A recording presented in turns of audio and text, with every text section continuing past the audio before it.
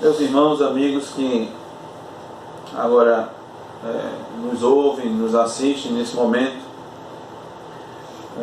antes de iniciarmos o nosso estudo, houve um anúncio de que iríamos também fazer a transmissão por meio do YouTube, mas tivemos um pequeno contratempo agora de manhã, mas permitindo Deus, nós estamos gravando nesse momento e logo depois nós iremos postar no canal que informamos, também no YouTube, esse estudo, e também permitindo Deus à noite a pregação da palavra de Deus.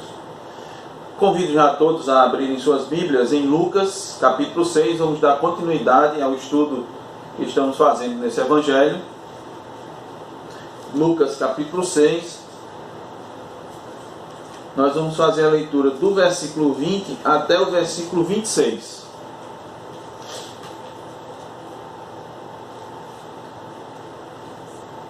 Lucas 6, do 20 ao 26.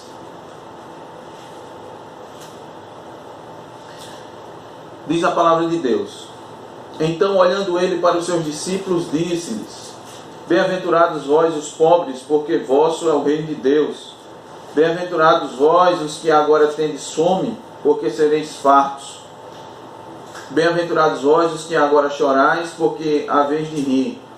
Bem-aventurados sois quando os homens vos odiarem e quando vos expulsarem da sua companhia, vos injuriarem e rejeitarem o vosso nome como indigno por causa do Filho do Homem. Regozijai-vos naquele dia e exultai, porque grande é o vosso galardão do céu, pois dessa forma procederam seus pais com os profetas. Mas ai de vós, os ricos, porque tendes a vossa consolação. Ai de vós, os que estáis agora fartos, porque vireis a ter fome. Ai de vós, os que agora rides, porque haveis de lamentar e chorar. Ai de vós, quando todos os louvarem, porque assim procederam seus pais com os falsos profetas. Vamos orar mais uma vez. Deus, tua palavra aqui lida, ó Senhor, foi lida nesse momento. Tua palavra bendita, o pronunciamento de teu Filho, Jesus Cristo, teu unigênito, teu amado, aquele que desde sempre esteve contigo, foi eternamente gerado de ti, ó Deus, aquele que nele também habita, está e é o Espírito Santo, que é o teu Espírito, ó Deus. Quando pronunciou tais palavras, trouxe ensino, direção, exortação, advertência para todos aqueles, ó Deus, que naquele momento estavam presentes. E nós te rogamos, ó Senhor, nesse momento, pela tua graça, ó Deus, pela obra de Cristo Jesus, teu Filho bendito, que o Senhor, por meio do teu Espírito, também operes, ó Deus.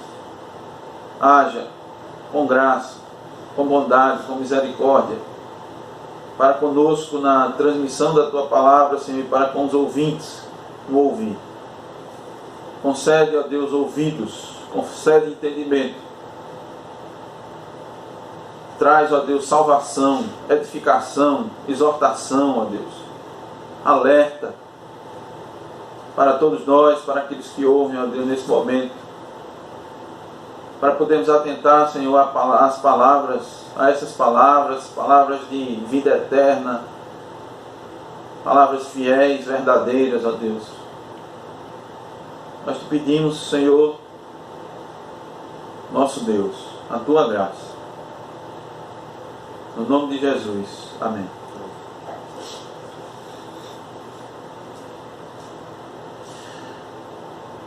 Irmãos, nós estudamos até o momento, até o versículo 23, e desejamos nessa manhã estudar o versículo 20, do versículo 24 em diante, que são os ais que nós acabamos de ler. Nós lemos do 20 ao 26 Porque esses ais, em algumas Bíblias nós temos esse subtítulo aí, os ais, eles fazem parte completamente do contexto e tem total relação com as bem-aventuranças que nós estudamos até o momento. Nós estudamos cada uma das bem-aventuranças e vamos também estudar cada um dos ais. Nessa manhã, nós nos propomos a estudar dois dos ais, que aqui Cristo pronuncia para buscarmos as lições, os ensinamentos. O que Cristo está querendo dizer com essas afirmativas? O que Cristo está querendo dizer com essas verdades aqui expostas? Por que Cristo, depois de falar de bem-aventurados, das bem-aventuranças tão conhecidas, ele aqui em Lucas trata de ais? O que significam esses ais? Antes de tudo, e como sempre, temos que levar em consideração que Cristo está mostrando aqui o reino de Deus, está mostrando as características do reino de Deus, de quem faz parte desse reino. E ele também está fazendo, nesse momento, usando os ais, um paralelo entre o reino de Deus e o reino do mundo, e o reino terreno. Ele está fazendo esse paralelo, ele está fazendo uma advertência. Aqui com os ais, ele está fazendo uma grande exortação. Por quê? Porque também é importante falar sobre esse aspecto diretamente, porque nós estamos impregnados com os conceitos do mundo. O que isso quer dizer? Os conceitos do mundo, os valores do mundo, o que é considerado importante ou não, o que se dá valor ou não na vida para o homem. Os conceitos terrenos estão impregnados em nós. Por que eles impregnam? Primeiro, porque eles estão inicialmente dentro do nosso coração. Nós nascemos com essas inclinações, com essas vontades, com esses desejos, com esses conceitos. Quando no nosso dia a dia, eles são ativados, digamos assim, eles são despertados, eles são estimulados, porque eles vêm de todos os lugares e de todas as formas possíveis. Quando nós ligamos o rádio, eles estão lá. Quando lemos notícias do blog da nossa cidade, eles estão lá, esses conceitos estão lá. Nos comerciais de televisão, nos comerciais da internet, esses conceitos estão na vizinhança, na escola, no trabalho, num cartaz pregado na rua. Esses conceitos estão até nos anúncios de eventos cristãos que se propõem a falar de Cristo, que se propõem a trazer a mensagem de Cristo, até nas propagandas cristãs estão lá os conceitos do mundo. E os conceitos do mundo, por incrível que pareça, estão também nos ensinos religiosos. Nos ensinos religiosos.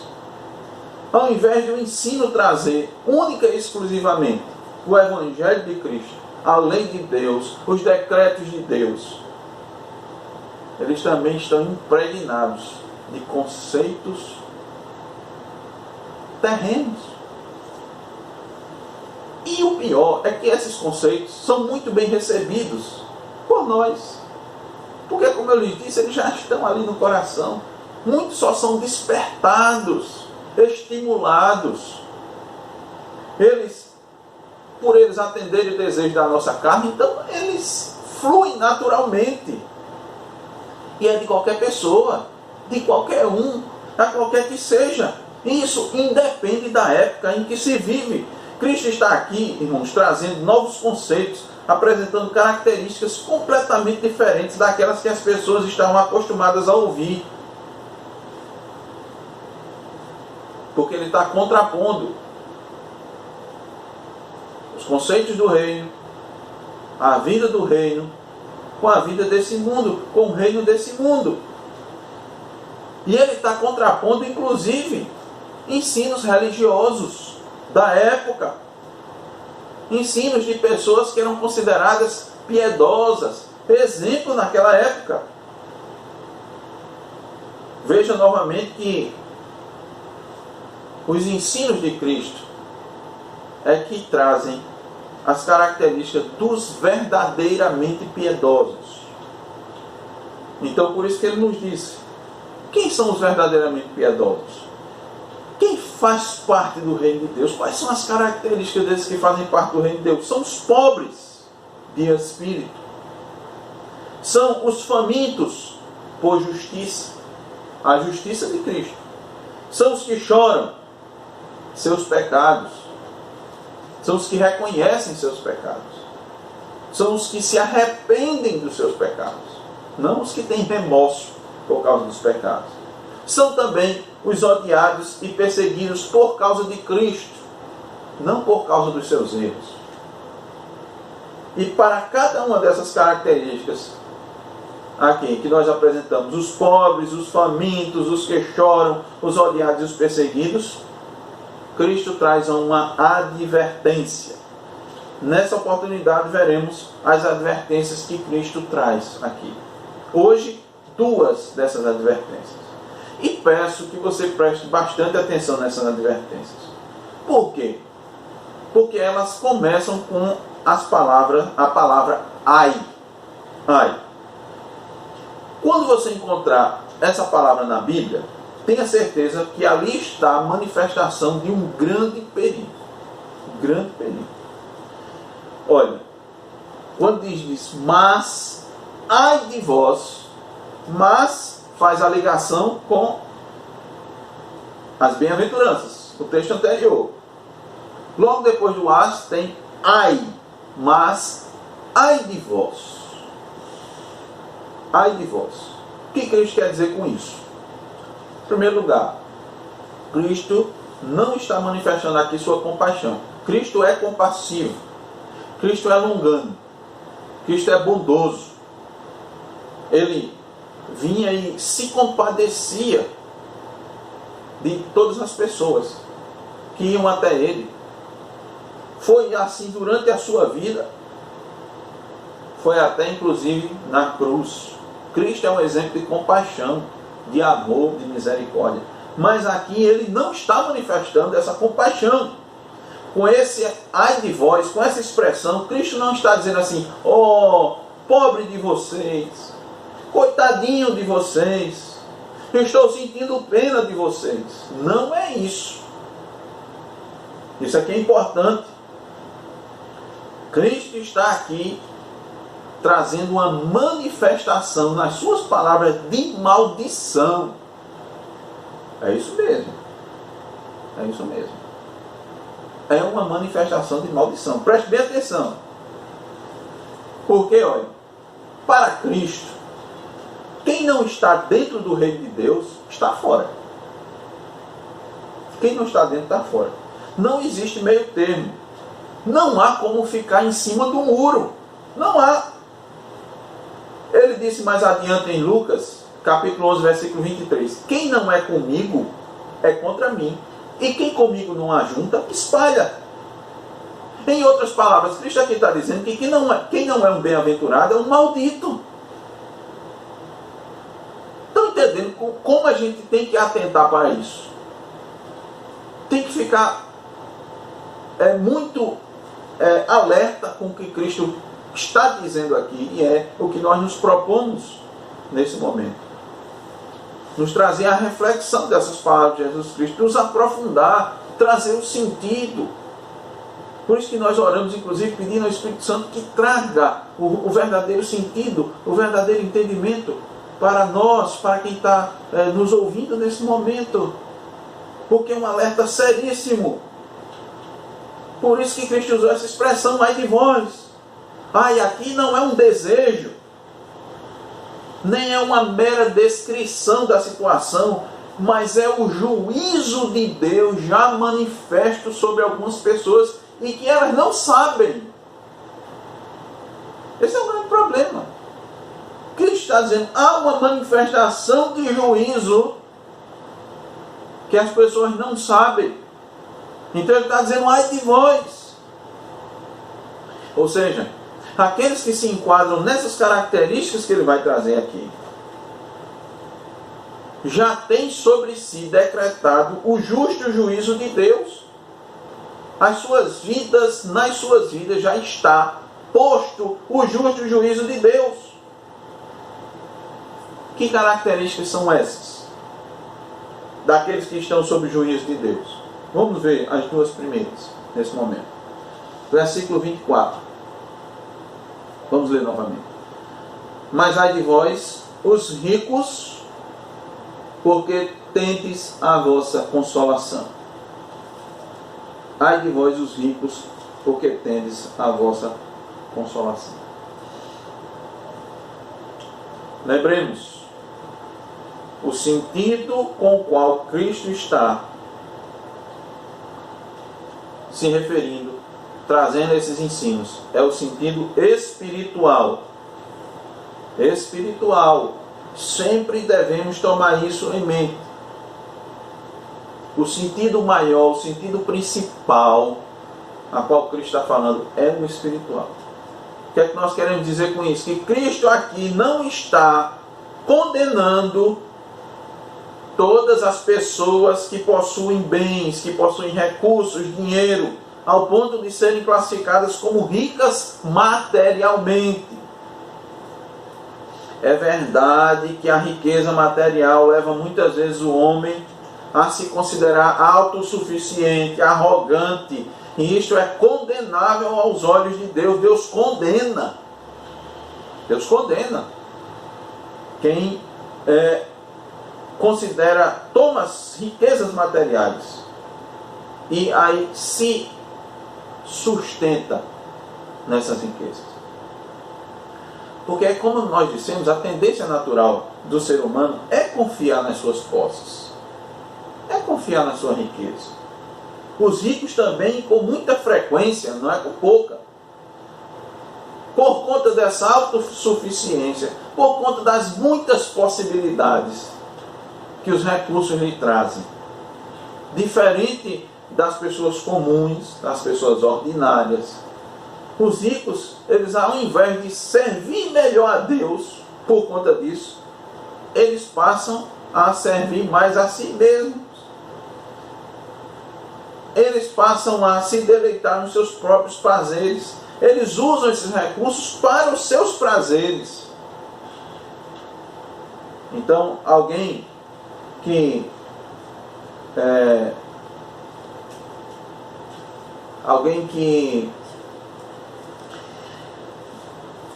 naturalmente, quando não tinha tantos recursos, eles, por exemplo, estavam mais dedicados a Deus, se voltavam mais para Deus. Quando eles passam a ter mais recursos, começam a ter mais possibilidades, e aí tem mais chances de, por exemplo, viajar. Antes tinha só uma casa, agora tem duas, né? Alguns uma casa de praia, uma casa na roça.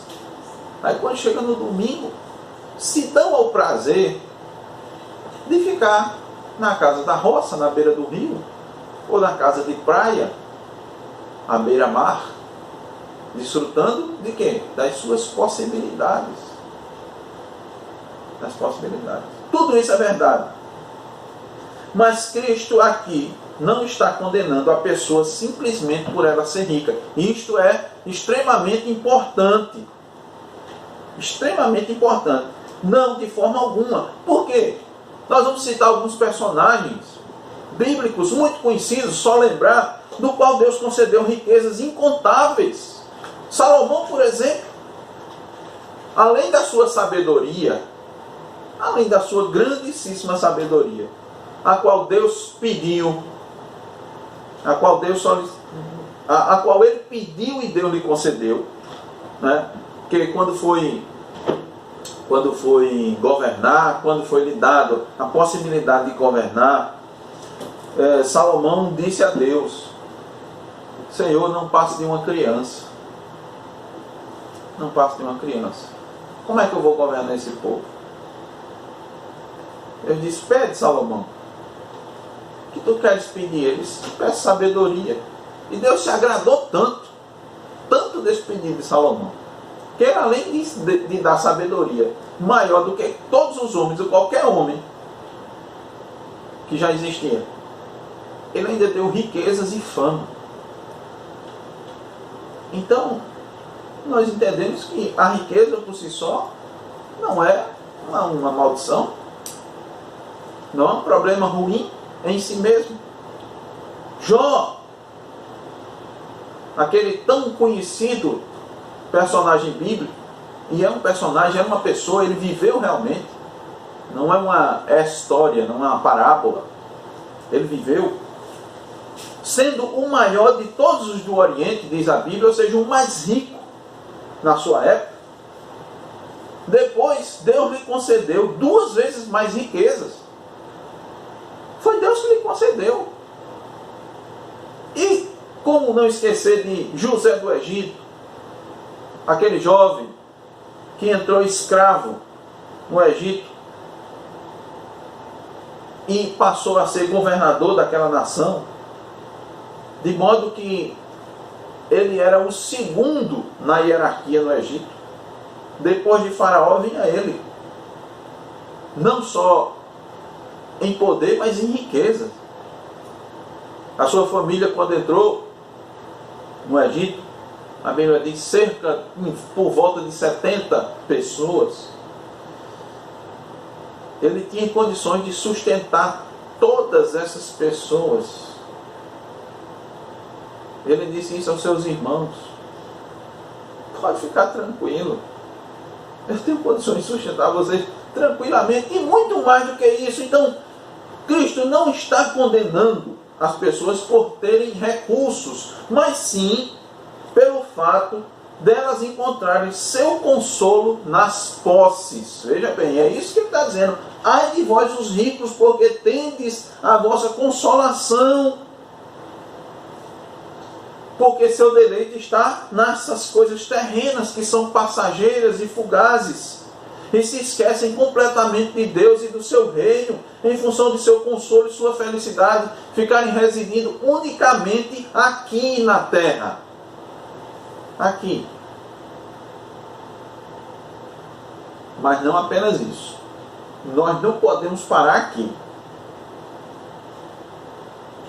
Não é somente isso que Cristo quer nos dizer. Preste bem atenção.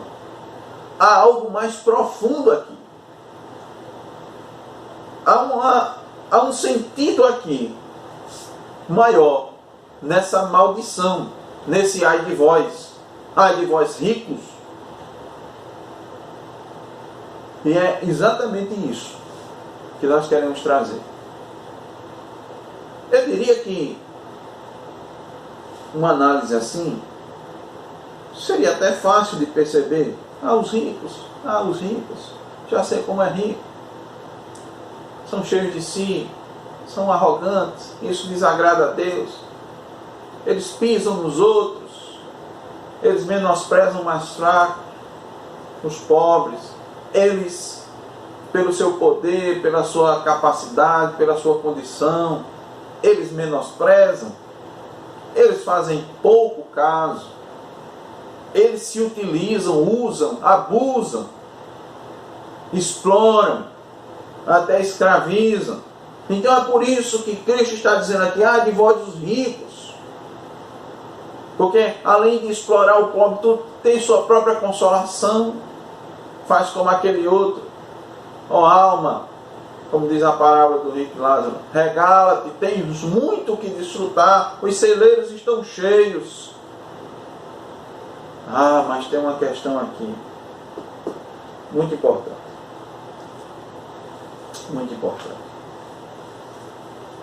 Cristo também considera rico aqueles que estão fartos, abastados da sua própria opinião, dos seus próprios pensamentos, e acham que não precisam de mais nada. Esses confiam na sua própria riqueza de espírito, independente da sua condição financeira. O que é que isso significa? Eles já têm tudo o que precisam para serem salvos. Não precisam buscar mais nada em Cristo.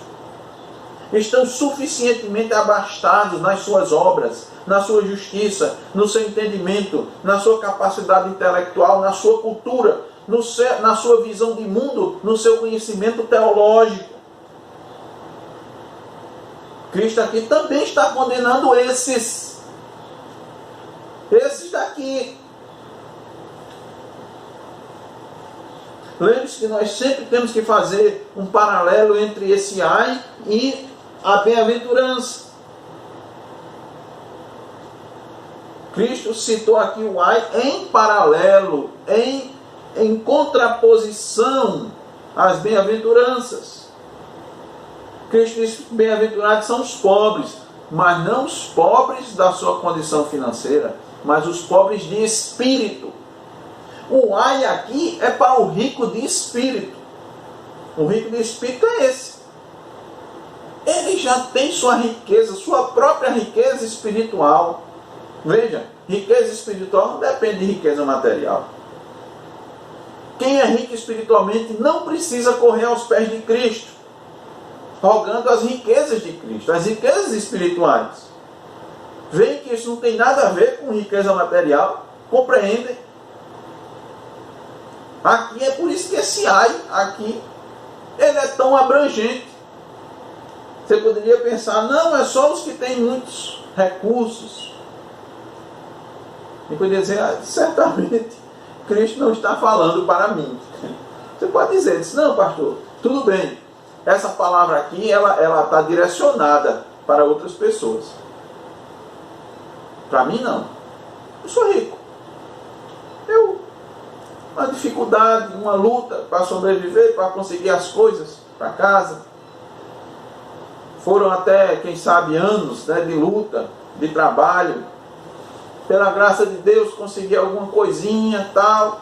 Então, essa advertência aqui não é para mim, não. Deve ser para outro. Você até pode dizer, e eu até conheço, viu, muita gente assim. Alguns dizem, seria bom que fulano ouvisse essa mensagem. Né? Mas essa mensagem é para todos. É para todos. Para todos aqueles, principalmente os religiosos, os frequentadores de igreja, os que não perdem nenhuma programação da igreja. Eu conheço um indivíduo que ele de vez em quando aparece na igreja. De vez em quando. Você, quanto menos espera, ele aparece lá. Ele já conhece toda a programação da igreja. E ele aparece. Puxa a conversa. Tenta destilar seu conhecimento, seus estudos, sua teologia. E depois sai de lá com um ar de superioridade. Maior até do que entrou. Esse é um rico. Esse é um rico. Ele já se considera rico espiritualmente. Ele não precisa da igreja, não precisa de Cristo. Ele já está abastado. Olha o que Cristo fala aqui, que nos mostra esse sentido espiritual. Porque tendes a vossa consolação. Então não há verdadeiro consolo senão em Cristo. Ninguém se torna uma pessoa. Todos nós somos pobres em espírito e precisamos de Cristo. Precisamos do consolo de Cristo. Qualquer outra coisa que nós procuramos nas nossas vidas é insuficiente para trazer esse consolo. Por isso que ele disse, tendes o vosso consolo. É só por meio do Espírito Santo, o Consolador, que nós vamos obter o verdadeiro consolo. E como é que nós vamos ter o Consolador? Por meio de Cristo. pela obra de Cristo, pela justiça de Cristo, pelo amor de Cristo, pela graça de Deus que vem em Cristo Jesus. Somente. Então veja, isso não tem nada a ver com riqueza material. Tem a ver com aquilo que aqueles que se consideram ricos espiritualmente.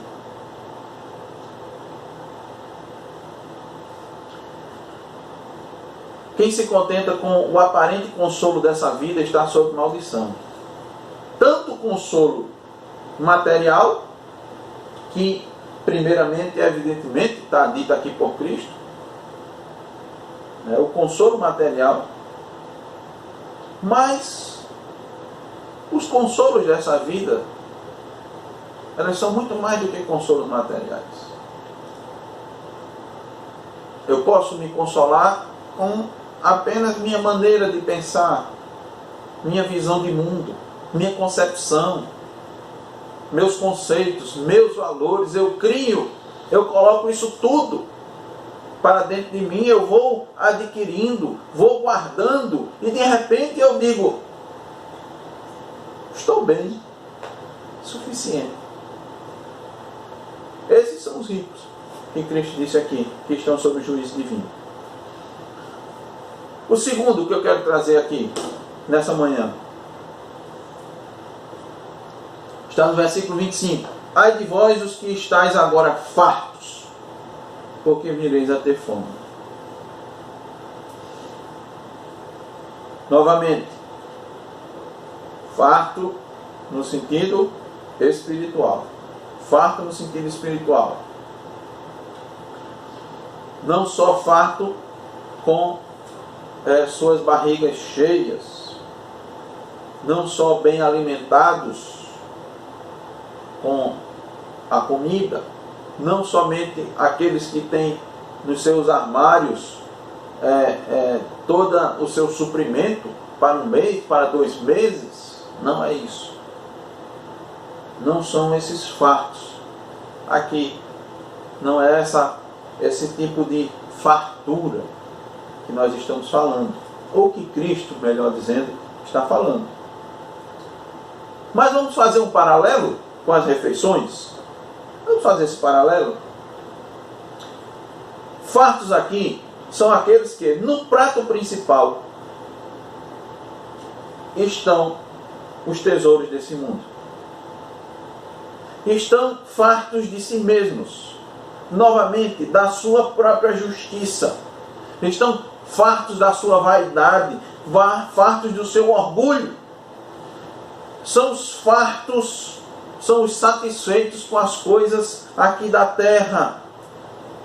E por eles estarem fartos com as coisas aqui da terra, não têm apetite para as coisas espirituais. Entendeu? Depois que você faz uma refeição, você fica como satisfeito. Quando você está satisfeito, você não vai procurar mais comida. Na verdade, a não ser que você tenha um problema de saúde. Mas, quando você está satisfeito, quando alguém lhe oferece alguma coisa, você diz, não, muito obrigado. Alguns dizem assim, estou nem satisfeito, estou cheio. Estou cheio. Cristo está dizendo o ai exatamente para esses que estão cheios. Cheios de tudo, menos das coisas espirituais. São as pessoas que preparam seu prato com suas escolhas. Escolhem seus ingredientes e ignoram as orientações de Deus que estão na Escritura. São aqueles que se fartam a sua vida das suas próprias escolhas. Minha profissão, eu escolho daquela que eu me agradar.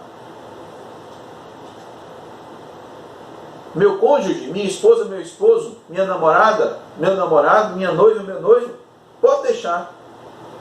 Eu escolho. Eu escolho. Depois de escolher minha família, eu conduzo do jeito que eu achar mais conveniente. A educação dos meus filhos será da minha forma. Eu me alimento e alimento o meu povo da maneira que eu achar melhor.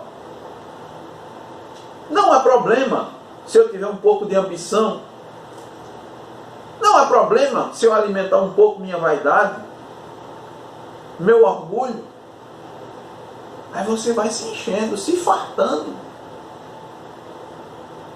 Aí quando olha para a Escritura, quando olha para as bem-aventuranças, não encontra nada disso. Bem-aventurado é o pobre de espírito. Bem-aventurado é o que tem fome e sede de justiça, da justiça de Cristo. Você está cheio da sua própria justiça. Você já está satisfeito com a maneira como você conduz sua vida, como você toma suas decisões. Para quê? Para que consultar a Deus? Para que consultar a sua palavra? Para que se humilhar aos pés de Cristo? Para que pedir a orientação do Espírito Santo se você está farto? Para que se encher do Espírito? Se você já está cheio de si,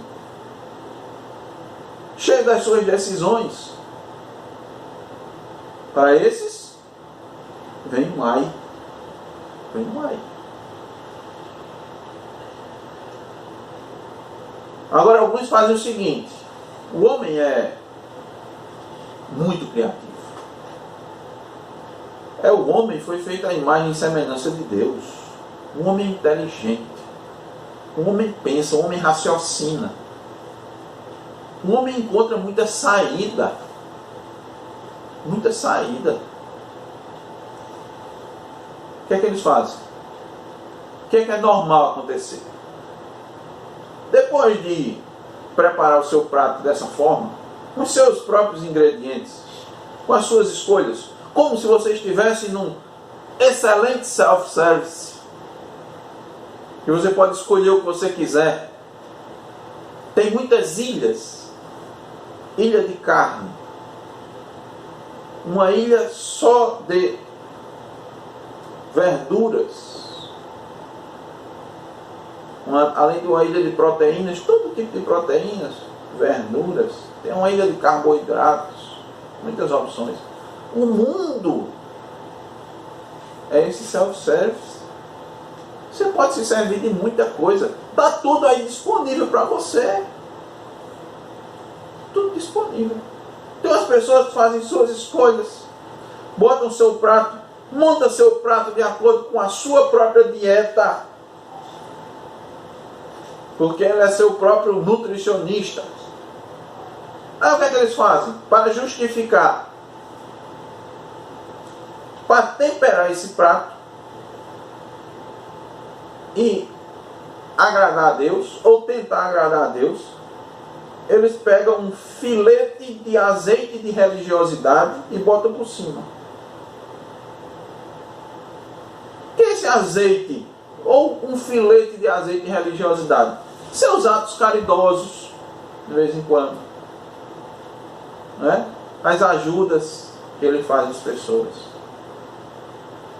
suas idas à igreja,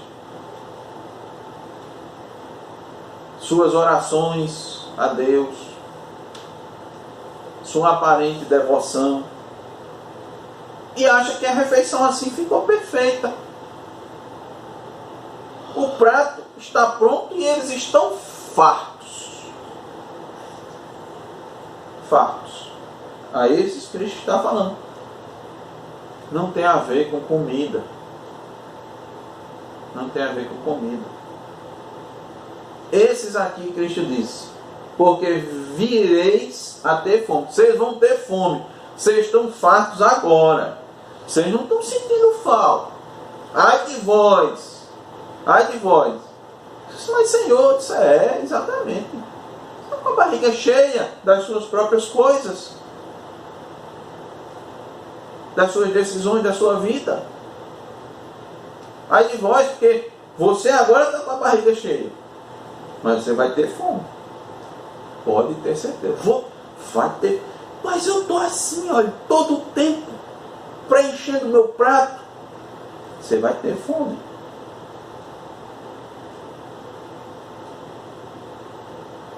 Enquanto os santos, aqueles que fazem parte do reino de Deus, se alimentam das alegrias e glórias do outro mundo, estão buscando as riquezas celestiais, estão com os olhos lá em cima, no alto. Esses daqui estão aqui na terra, com as coisas da terra. Enquanto os que estão do reino e têm fome e sede da justiça de Cristo, estão buscando essas coisas celestiais, que são comparadas a um banquete real. Quem está se fartando das suas próprias coisas, das coisas terrenas, vão ficar sem nada, porque não vão participar daquilo que é celestial. Primeiro, tem dois estágios. Primeiro, que o prato que eles estão preparando aqui, seus ingredientes, não trazem verdadeira satisfação. Por quê? Porque não alimentam a alma. Não alimentam a alma. Pode ver, eles sempre têm que desejar algo mais, um pouco mais. No fundo, a fome, a sensação de fome acaba persistindo, não termina. Mesmo que comam tudo o que colocaram no prato, mesmo que consigam alcançar os seus planos, realizar os seus desejos, no fundo, não há uma verdadeira satisfação, porque suas almas não foram alimentadas por Cristo. E o pior, o segundo aspecto, é que vão levar esse apetite e todos os seus desejos, que o mundo para o qual eles se voltaram não lhes saciaram, vão levar isso para a eternidade, sem Cristo. A eternidade sem Cristo é inferno, por isso que aqui é maldição. Cristo está falando disso. Falando de inferno, né, pastor? Ai de vós, é maldição. Por isso que tem um ai. No inferno não há satisfação. Não há. Mas um sentimento eterno, não apenas de fome, mas também de sede. De sede. Em Lucas 16, 24 diz assim: então, clamando, disse: Pai Abraão, tem misericórdia de mim e manda a Lázaro que molhe em água a ponta do dedo e me refresque a língua, porque estou atormentado nesta chama. Sede, não só fome, mas sede, atormentado. Quem disse isso? Um rico. Só de dinheiro? Não. Pai Abraão também era rico. Abraão era rico. Mas onde estava a sua riqueza? Estava no céu. O pai da fé. Pai da fé. Veja o exemplo de Abraão. Quando foi conduzir sua família, seu filho, que precisava de uma esposa para o filho dele, o que é que ele fez? Foi buscar, mandou seu servo buscar uma esposa temente a Deus. Não entregou a seu filho para se fartar com as mulheres desse mundo, mas uma mulher temente a Deus, piedosa. Piedosa. Ele disse: não vou dar uma mulher para o meu filho dessas que vivem aqui nessa terra. Não vou. Não vai satisfazê-lo, por mais bela, por mais bonita, por mais atraente que seja. Ele estava preocupado com o espiritual do filho dele.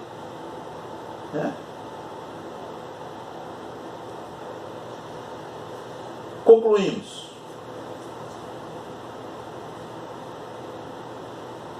Gostamos de fazer algumas perguntas de reflexão para concluir. Com base nessas advertências aqui que Cristo fez, como você pode ser classificado? Como você mesmo se classifica?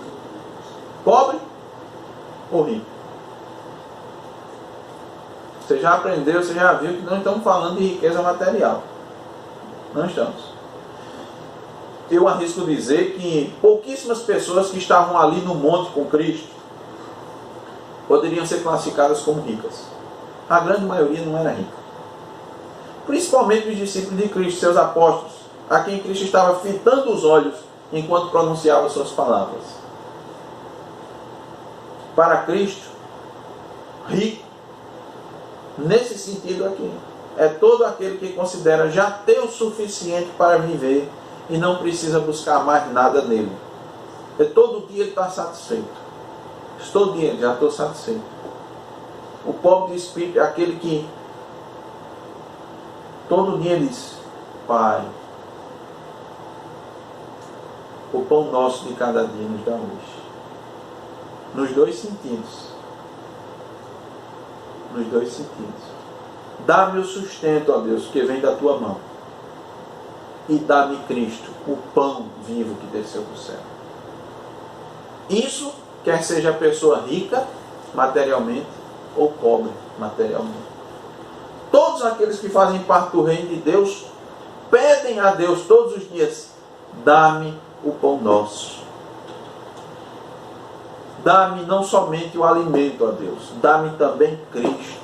Dá-me alimentar de Cristo. Dá-me da tua palavra. Esse sim. Esse sim.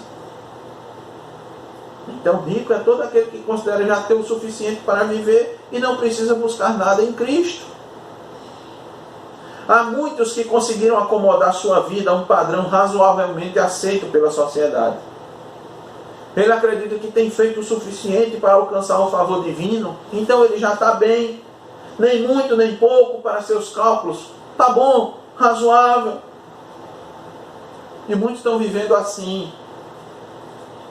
satisfeitos com aquilo que escolheram para si. Muitos que estão dentro das igrejas vivendo dessa forma. Eles não vão mais buscar em Cristo.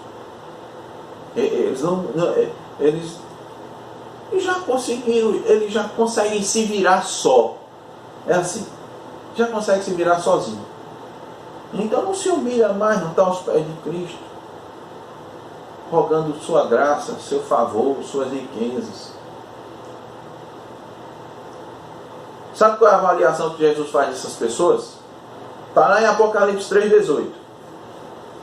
Aconselho-te que de mim compres ouro refinado pelo fogo, para te enriqueceres. Vestiduras brancas para te vestires, a fim de que não seja manifesta a vergonha da tua nudez, e colírio para ungir os olhos, a fim de que vejas. Essa é a recomendação de Cristo para as pessoas que vivem assim. Estão satisfeitas com sua vida. São mornas. Mornas. Não tem mais fome espiritual, não tem fervor espiritual. É uma vida morna. Eu pergunto ainda: o quanto espiritualmente você tem desejado Cristo? Isso pode ser respondido à medida que você observa a sua fome pela palavra. Do que você tem se alimentado durante o dia? Do que você tem se alimentado? Eu estou falando de alimento para a alma. Eu me refiro agora a alimento para a alma. O que você tem oferecido para a sua alma? O que você tem colocado no prato? Do que você tem fartado a sua alma? Antes que você responda a você mesmo, porque essa é uma pergunta, essa é uma resposta que você vai dar a você mesmo. Tá? Antes disso, preste bem atenção numa advertência.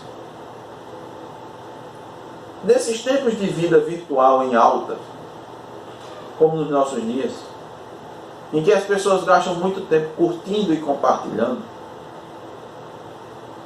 ficar enviando versículo bíblico não significa alimentar a alma. Não significa.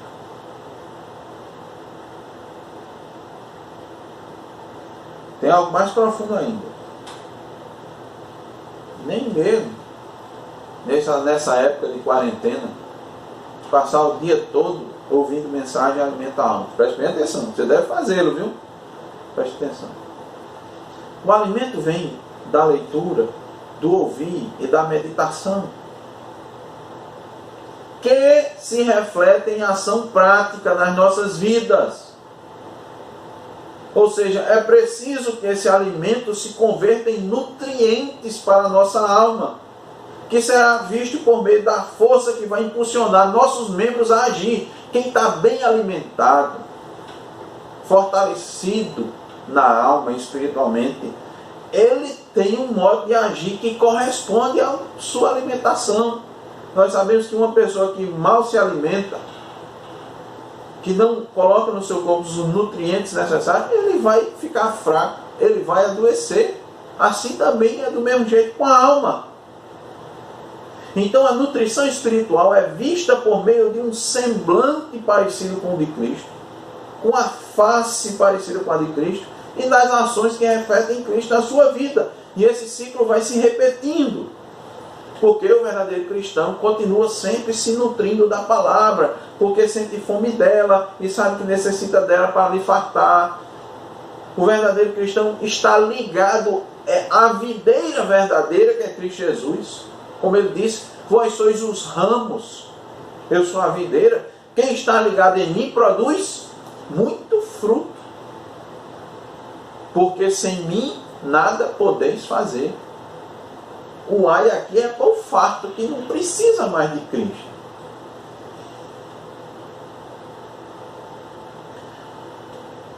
Quem não se farta da palavra é porque já está farto de outras coisas.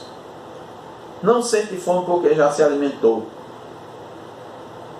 E esses nutrientes que ele se alimenta não são suficientes para lhe dar força para viver espiritualmente. O resultado é uma apatia espiritual por um lado e vigor carnal do outro lado. Não vai ser visto os frutos do Espírito na sua vida, mas os frutos da carne. Porque os frutos da carne saciam a carne, mas deixam a alma desnutrida. Por isso Cristo disse: ai de vós os que estáis agora fartos, porque vireis a ter fome. Haverá um momento em que tudo isso será tirado. Os doces e as guloseimas da carne serão tiradas. E nesse momento, você vai sentir essa fome, que não poderá mais ser saciada. Quem passa a sua vida saciando a carne, enquanto despreza o Espírito, vai receber um ai. Ai de vós. Por fim, eu quero dizer, não pense que é possível alimentar carne e espírito ao mesmo tempo. Eu lhe disse que o homem é muito sábio. O homem é muito esperto. Para não confundir a verdadeira sabedoria com a sabedoria do mundo. O homem é muito esperto. Ele tenta alimentar a carne e o espírito ao mesmo tempo. Mas quando a gente ingere um alimento, ele só serve a um ou a outro. Não serve os dois, porque não se pode servir a dois senhores. Que Deus nos faça bem cientes dos seus juízos. Que Deus nos faça compreender os seus ais, as suas advertências.